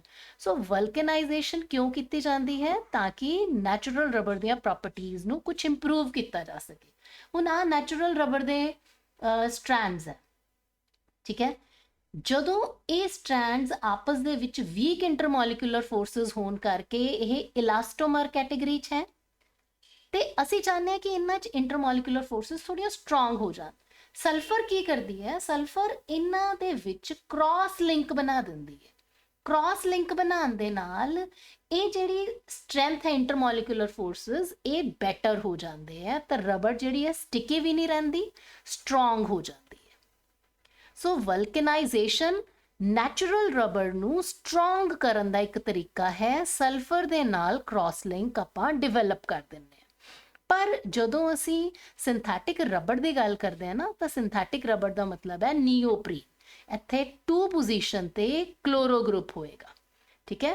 ਔਰ ਇਹ ਹੁੰਦਾ ਤਾਂ ਰਬੜ ਜੈਸਾ ਹੀ ਹੈ, ਪਰ ਨਾ ਤਾਂ ਇਹਦੀ ਆਕਸੀਡੇਸ਼ਨ ਹੁੰਦੀ ਹੈ ਔਨ ਐਕਸਪੋਜ਼ਰ ਟੂ 에ਅਰ, ਨਾ ਹੀ ਇਹ ਪੈਟਰੋਲ ਜਾਂ ਦੂਸਰੇ ਮਟੀਰੀਅਲਸ ਦੇ ਵਿੱਚ ਘੁਲਦਾ ਹੈ। ਸੋ ਇਹਦਾ ਮੇਨਲੀ ਜਿਹੜਾ ਨਾ ਇਸਤੇਮਾਲ ਆਇਲ ਪਾਈਪਸ ਵਗੈਰਾ ਬਣਾਉਣ ਦੇ ਵਿੱਚ ਕੀਤਾ ਜਾਂਦਾ ਹੈ, ਗੈਸਕੈਟਸ ਬਣਾਉਣ ਦੇ ਵਿੱਚ ਕੀਤਾ ਜਾਂਦਾ। ਸੋ ਆਹ ਹੈਗਾ ਮਟੀਰੀਅਲ, ਗੈਸਕੈਟ ਦਾ ਮਟੀਰੀਅਲ ਹੋ ਗਿਆ, ਜਾਂ ਤੁਸੀਂ ਇਸ ਤਰ੍ਹਾਂ ਦੀਆਂ ਇਹ ਡਰੈਸਿਸ ਟਾਈਪ ਵੀ ਦੇਖੀਆਂ ਹੋਣਗੀਆਂ ਜਿਨ੍ਹਾਂ ਦੇ ਵਿੱਚ ਕਿਸੇ ਤਰ੍ਹਾਂ ਦਾ ਵੀ ਕੋਈ ਵੀ ਚੀਜ਼ ਡਿਜ਼ੋਲਵ ਨਹੀਂ ਹੁੰਦੀ।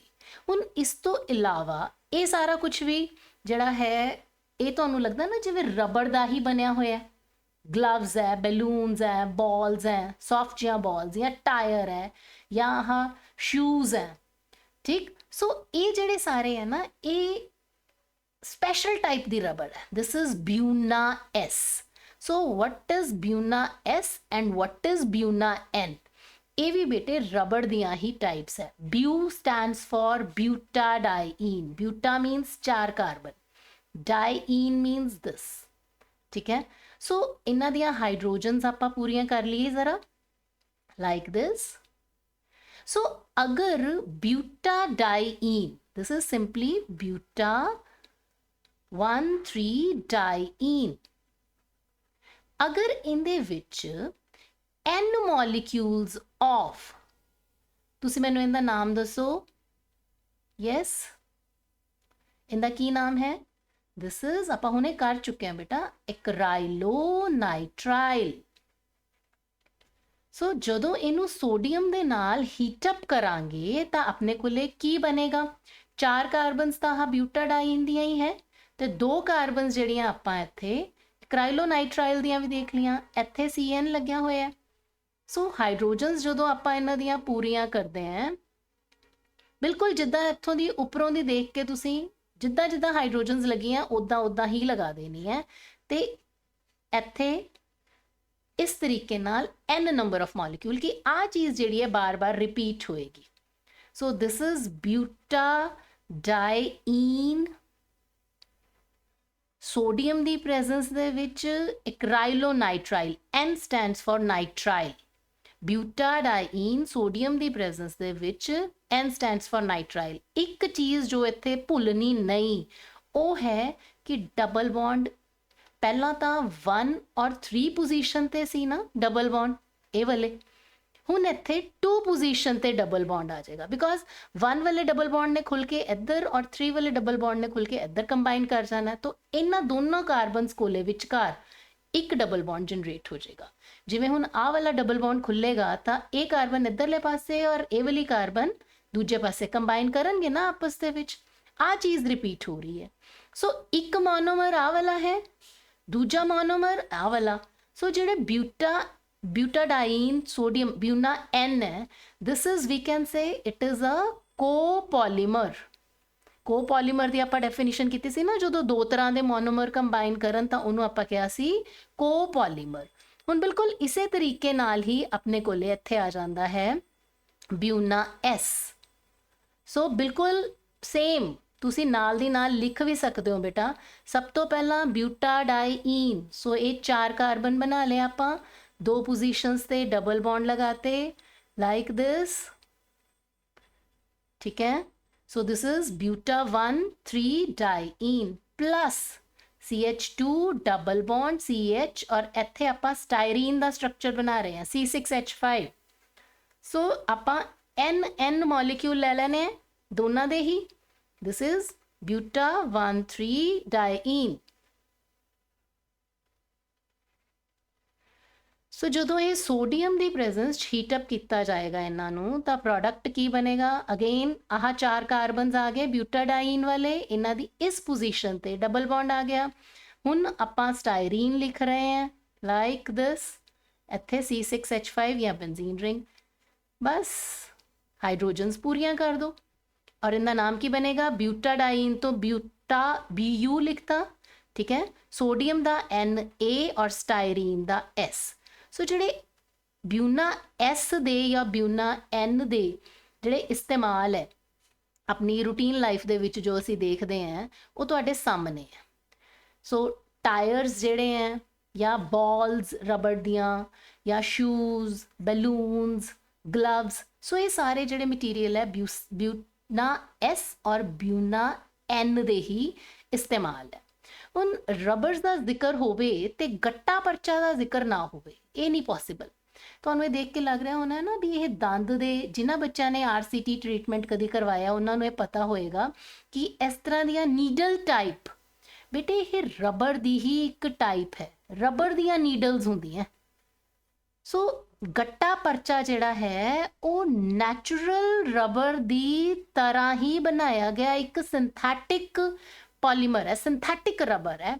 ਨੈਚੁਰਲ ਰਬਰ ਦੇ ਵਿੱਚ ਜੇ ਤੁਸੀਂ ਦੇਖੋ ਨਾ ਤਾਂ ਸਾਰੇ ਯੂਨਿਟ ਜਿਹੜੇ ਆ ਨਾ ਉਹ ਇੱਕ ਦੂਸਰੇ ਦੇ ਸਿਸ ਫਾਰਮ 'ਚ ਹੁੰਦੇ ਆ, ਪਰ ਗੱਟਾ ਪਰਚਾ ਦੇ ਵਿੱਚ ਬਿਲਕੁਲ ਉਸੇ ਤਰੀਕੇ ਨਾਲ ਜਿਹੜਾ ਆਪਾਂ ਕਹਿੰਦੇ ਨਾ 2 methyl, yes 2 methyl butadiene, natural rubber ਦਾ ਇਹੀ ਮੋਨੋਮਰ ਹੁੰਦਾ ਜਿਹਨੂੰ ਆਪਾਂ ਆਈਸੋਪ੍ਰੀਨ ਕਹਿੰਦੇ ਆ। ਸੋ ਜਦੋਂ ਆਈਸੋਪ੍ਰੀਨ ਸਿਸ ਯੂਨਿਟਸ 'ਚ ਹੈ ਨਾ ਸਾਰੇ ਦੇ ਸਾਰੇ ਤਾਂ ਉਹਨੂੰ ਅਸੀਂ ਨੈਚੁਰਲ ਰਬਰ ਕਹਿੰਦੇ ਆ, ਪਰ ਜਦੋਂ ਉਹ ਟਰਾਂਸਫਾਰਮ ਦੇ ਵਿੱਚ ਕੰਬਾਈਨ ਕਰਦਾ ਹੈ ਤਾਂ ਉਹਨੂੰ ਅਸੀਂ ਗੱਟਾ ਪਰਚਾ ਕਹਿੰਦੇ ਆ। ਔਰ ਮੇਨਲੀ ਇਹਦਾ ਡੈਂਟਿਸਟਰੀ ਦੇ ਵਿੱਚ, ਦੰਦਾਂ ਦੇ ਇਲਾਜ ਦੇ ਵਿੱਚ ਜਿਹੜੀਆਂ ਨੀਡਲ ਟਾਈਪ ਸਟਰਕਚਰਸ ਦਿਖ ਰਹੇ ਹੈ, ਥੀਸ ਆਰ ਐਕਚੁਅਲੀ ਗੱਟਾ ਪਰਚਾ, ਔਰ ਇਹ ਰਬੜ ਦੀ ਹੀ ट्रांसफॉर्म है, नैचुरल रबर दी ट्रांसफॉर्म। नेक्स्ट हुण अपने को आ जाते हैं पॉलीएक्राइलेट्स। सो पॉलीएक्राइलेट्स दे विच आपां देख रहे हैं इत्थे कि अपने को दो स्ट्रक्चर्स बने हुए हैं, one is PMMA and another is polyethyl acrylate. So पहले नूं आपां कहने हैं PMMA ਦੀ ਜਿਹੜੀ ਫੁੱਲ ਫਾਰਮ ਹੈ ਪੋਲੀਮਿਥਾइल ਮਿਥ ਐਕਰਾइलेट, और दूसरे ਦਾ ਨਾਮ ਹੈ ਪੋਲੀਇਥਾइल ਐਕਰਾइलेट। ਜਿਹੜਾ ਪੋਲੀਮਿਥਾइल ਐਕਰਾइलेट ਹੈ ਨਾ ਇਹਨੂੰ ਫਲੈਕਸੀ ਗਲਾਸ ਜਾਂ ल्यूसाइट ਜਾਂ ਐਕਰਾइलाइट ਜਾਂ ਪਰਸਪੈਕਸ ਗਲਾਸ ਕਹਿੰਦੇ ਆ।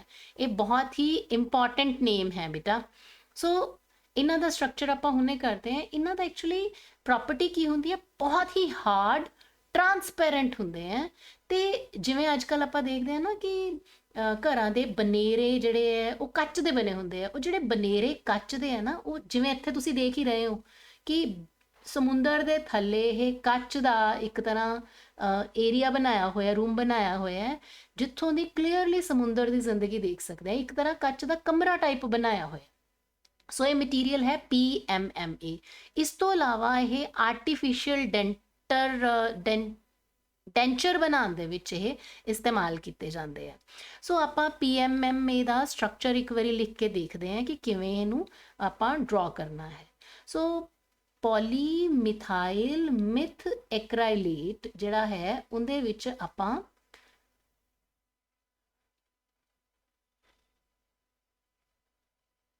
ਸੋ ਦਿਸ ਇਜ਼ ਦ ਸਟਰਕਚਰ ਜਿਹੜਾ ਆਪਾਂ ਯਾਦ ਰੱਖਣਾ ਹੈ। ਬਟ ਇੱਥੇ ਇਸ ਚੀਜ਼ ਨੂੰ ਲਾਈਕ ਦਿਸ, ਸੋ ਤਾਂ ਕਿ ਜਦੋਂ ਆਪਾਂ ਇਹਦੀ ਬੇਟਾ ਪੋਲੀਮਰਾਈਜੇਸ਼ਨ ਕਰਾਂਗੇ ਨਾ, ਇਹਦੇ N ਮੋਲੀਕਿਊਲਸ ਕੰਬਾਈਨ ਕਰਾਂਗੇ ਤਾਂ ਕੀ ਸਟਰਕਚਰ ਬਣ ਜਾਏਗਾ, CH2 ਔਰ ਆ ਵਾਲਾ ਬੌਂਡ ਖੁੱਲ ਜਾਏਗਾ। ਡਬਲ ਬੌਂਡ ਜਿਹੜਾ ਇੱਥੇ ਸੀ ਨਾ, this double bond will be opening up now and this is the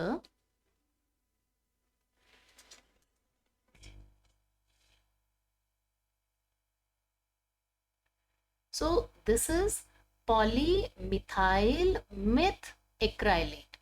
और ਜਦੋਂ ਇੱਥੇ ਆਪਣੇ ਕੋਲੇ C2H5 ਆ ਜਾਂਦਾ that becomes polyethyl acrylate। so next ਆਪਣੇ ਕੋਲੇ ਆਂਦੇ हैं ਹੁਣ next ਹੈ ਆਪਣੇ ਕੋਲੇ ਹੁਣ कंडेंसेशन पॉलीमर्स।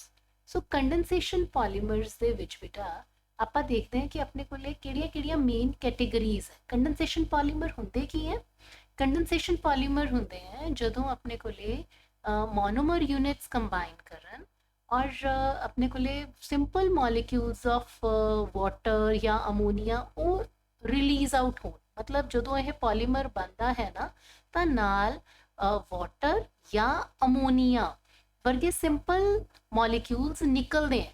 ਸੋ ਉਹਨਾਂ ਨੂੰ ਆਪਾਂ ਕਹਿੰਦੇ ਆ ਕੰਡੈਂਸੇਸ਼ਨ ਪੋਲੀਮਰਸ। ਸੋ ਇਹਦੇ ਵਿੱਚ ਆਪਾਂ ਸਭ ਤੋਂ ਪਹਿਲਾਂ ਪੋਲੀਏਮਾਈਡਸ, ਪੋਲੀਐਸਟਰਸ, ਫਿਨੋਲ ਫਾਰਮੈਲਡੀਹਾਈਡ ਰੇਜ਼ਨ, ਮੈਲਾਮਾਈਨ ਫਾਰਮੈਲਡੀਹਾਈਡ ਰੇਜ਼ਨਸ ਇਹ ਪੜਾਂਗੇ। ਸੋ ਏਮਾਈਡ ਦਾ ਮਤਲਬ ਕੀ ਹੁੰਦਾ ਹੈ, NHCO ਲਿੰਕੇਜ। एमाइड लिंकेज का मतलब है NHCO लिंकेज। और एस्टर लिंकेज का मतलब की है कि असी इनदे विच मेनली COO आ वाली लिंकेज असी स्टडी करा। These are polyesters. सो पहला इनदे च आपां करते हैं पॉलीएस्टर्स। ਸੋ ਪੋਲੀਐਸਟਰ ਦੀ ਪਹਿਲੀ ਟਾਈਪ ਹੈ ਟੈਰਲਿਨ ਜਾਂ ਡੈਕਰੋਨ, ਜਿਹਨੂੰ ਅਸੀਂ PET ਪੋਲੀ ਇਥਾਈਲੀਨ ਟੈਰੀਥਾਈਲੇਟ। ਬੇਟੇ ਆਮ ਤੌਰ ਤੇ ਤੁਸੀਂ ਪਲਾਸਟਿਕ ਦੇ ਮਰਤਬਾਨਾਂ ਵਾਸਤੇ ਇਹ ਵਰਡ ਸੁਣਿਆ ਹੋਏਗਾ, ਪੈਟ ਜਾਰ, ਠੀਕ ਹੈ। ਸੋ दैट इज ਪੋਲੀ ਇਥਾਈਲੀਨ ਟੈਰੀਥਾਈਲੇਟ। ਟੈਰੀਥਾਈਲੇਟ ਦਾ ਮਤਲਬ ਕੀ ਹੈ ਬੇਟਾ? ਐਕਚੁਅਲੀ ਇਹਦੇ ਜਿਹੜੇ ਮੋਨੋਮਰਸ ਹੈ ਨਾ, ਉਹ ਟੈਰੀਥੈਲਿਕ ਐਸਿਡ। ਟੈਰੀਥੈਲਿਕ ਐਸਿਡ ਦਾ ਮਤਲਬ ਹੈ ਕਿ ਬੈਂਜ਼ੀਨ ਰਿੰਗ ਤੇ 1 ਔਰ 4 ਪੋਜੀਸ਼ਨ ਤੇ 2 COH ਗਰੁੱਪ ਲੱਗੇ ਹੋਏ हैं। और ਜਦੋਂ ਇਹ ਇਥਾਈਲੀਨ ਗਲਾਈਕੋਲ ਦੇ ਨਾਲ ਕੰਬਾਈਨ ਕਰਦੇ हैं, ਇਥਾਈਲੀਨ ਗਲਾਈਕੋਲ मतलब 2 ਕਾਰਬਨ ਵਾਲਾ ਅਲਕੋਹਲ ਜਿੰਦੇ ਤੇ ਦੋਨਾਂ ਕਾਰਬਨਸ ਦੇ ਉੱਤੇ OH ਗਰੁੱਪ ਲੱਗੇ। ਸੋ ਇਹਦੇ N ਮੋਲੀਕਿਊਲ ਔਰ N ਮੋਲੀਕਿਊਲ ਹੀ ਆਪਾਂ ਲੈਣੇ ਆ ਟੈਰੀਥੈਲਿਕ ਐਸਿਡ ਦੇ।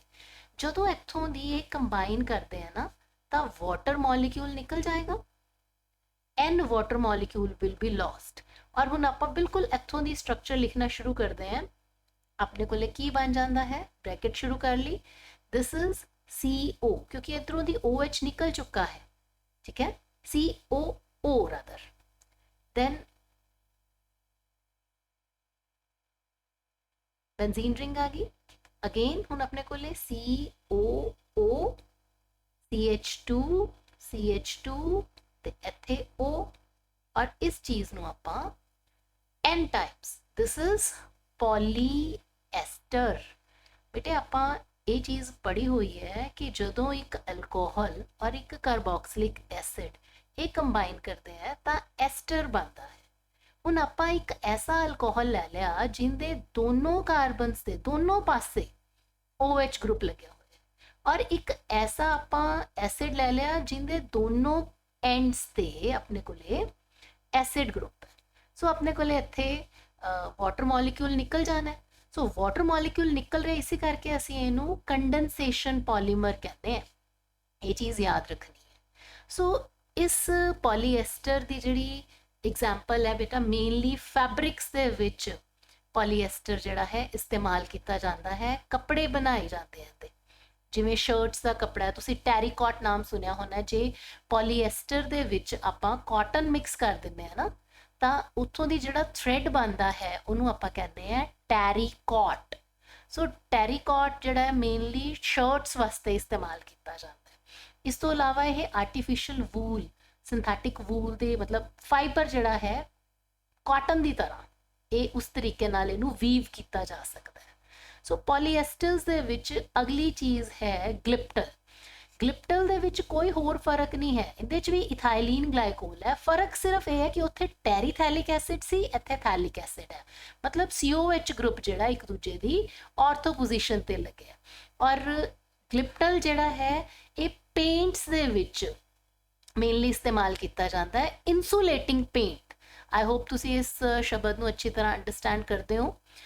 नेक्स्ट आ जाते हैं बेटा अपने को पॉलीएमाइड्स। एमाइड लिंकेज बेटा बार बार दस रही हैं कि NHCO लिंकेज नू एमाइड लिंकेज किया जाता है। तो इनदे विच अपने को सब तो पहला आंदा है nylon 6 then nylon 6-10 then nylon 6। Nylon 6 नू आपां क्यों यह नाम दिन्ने नाइलॉन 6, क्योंकि इत्थे अपने को जिहड़े दो मोनोमर है दोनों दे विच 6 कार्बन है। सो लेट अस सी कि इत्थे इन्हां दा स्ट्रक्चर की है।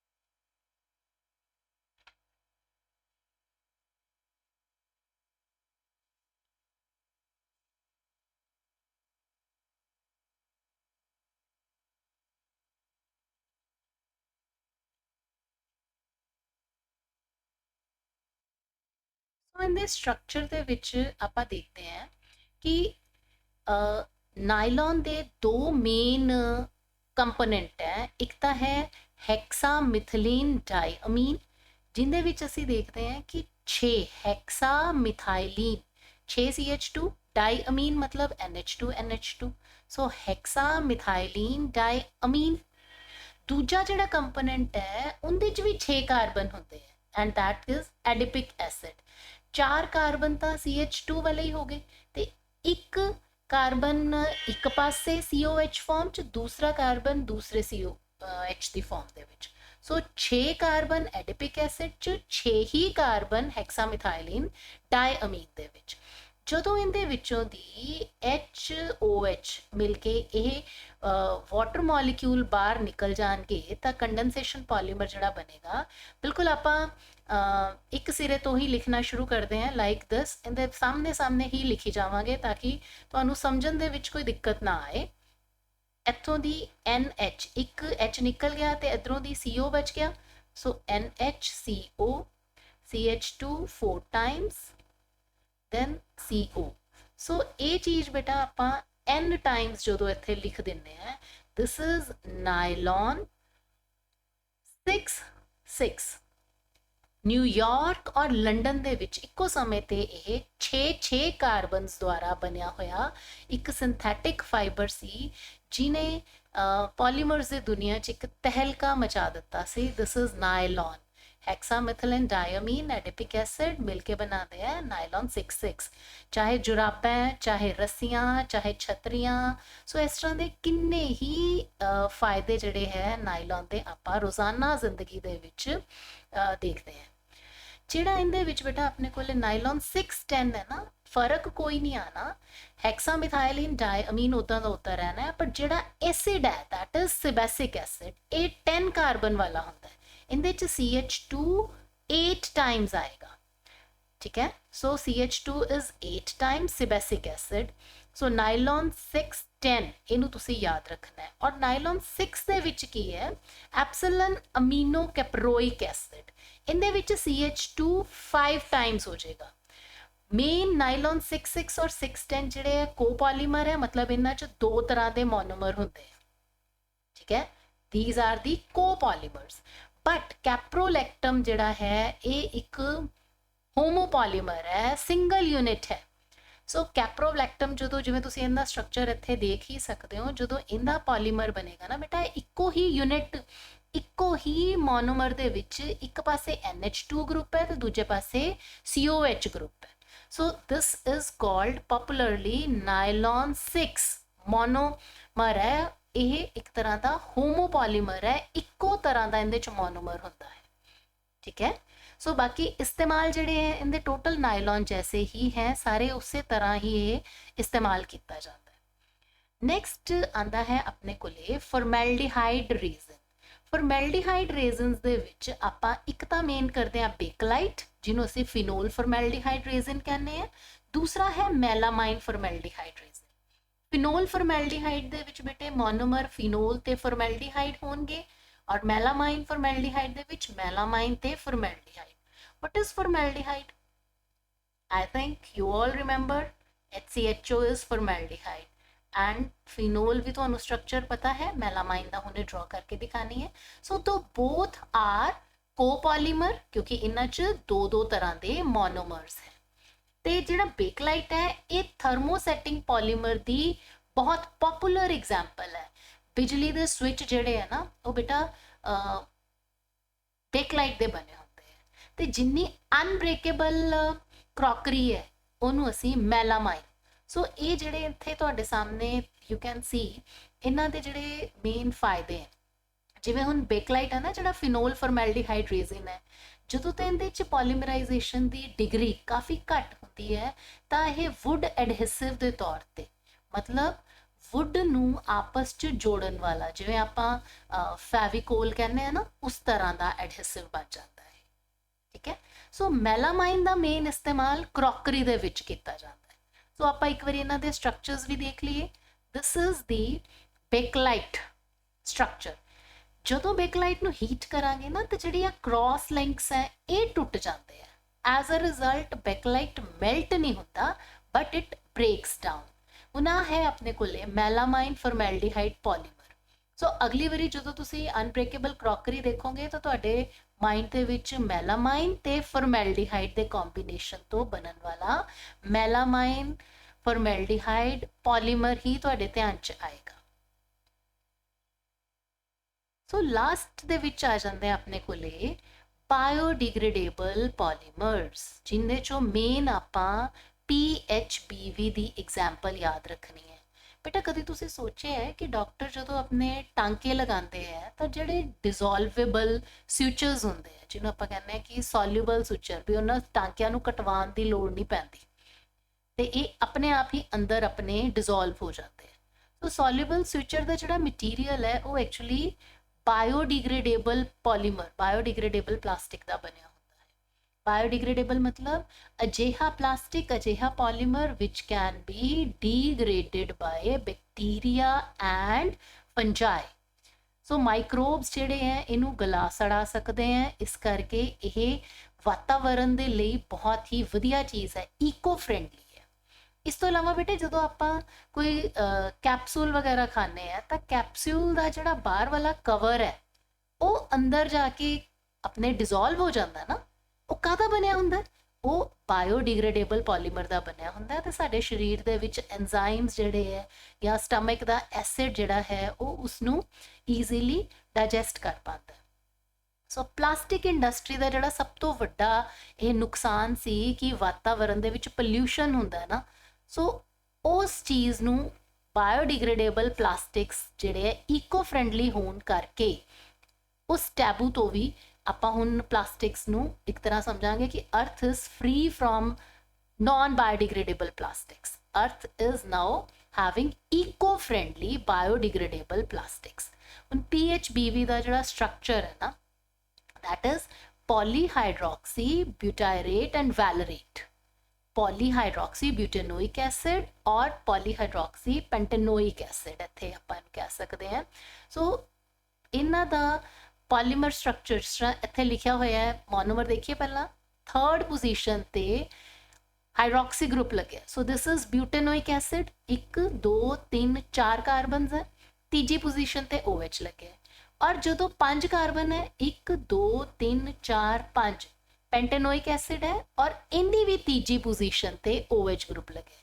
ਜਦੋਂ ਇਹ ਕੰਬਾਈਨ ਕਰਨਗੇ ਤਾਂ Aster linkage will be formed and that is called polyhydroxy butyrate valerate।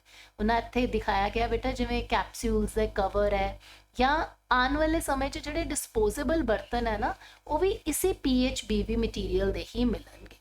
So I hope ਬੇਟਾ ਕਿ ਹੁਣ ਤੁਹਾਨੂੰ ਪੋਲੀਮਰਸ ਚੈਪਟਰ ਦੇ ਵਿੱਚ ਕਿਸੇ ਤਰ੍ਹਾਂ ਦਾ ਕੋਈ ਡਾਊਟ ਨਹੀਂ ਰਹਿ ਗਿਆ ਹੋਏਗਾ। ਨਾਲ ਦੀ ਨਾਲ ਤੁਸੀਂ ਇੰਪੋਰਟੈਂਟ ਕੁਐਸਚਨਸ ਜਿਹੜੇ ਹੈ ਉਹ ਲਿਖ ਕੇ ਦੇਖੋਗੇ ਤੇ ਰਿਟਨ ਪ੍ਰੈਕਟਿਸ ਬੇਟਾ ਮੈਕਸਿਮਮ ਕਰਨੀ ਹੈ। ਸਾਰੀਆਂ ਇਕੁਏਸ਼ਨਸ ਤੁਹਾਨੂੰ ਬਾय ਹਾਰਟ ਲਰਨ ਹੋਣੀਆਂ ਚਾਹੀਦੀਆਂ। ਨੋਟਸ ਤੁਸੀਂ ਬੇਟਾ ਟੈਲੀਗ੍ਰਾਮ ਚੈਨਲ 'ਚੋਂ ਲੈ ਸਕਦੇ ਹੋ। So thanks for watching.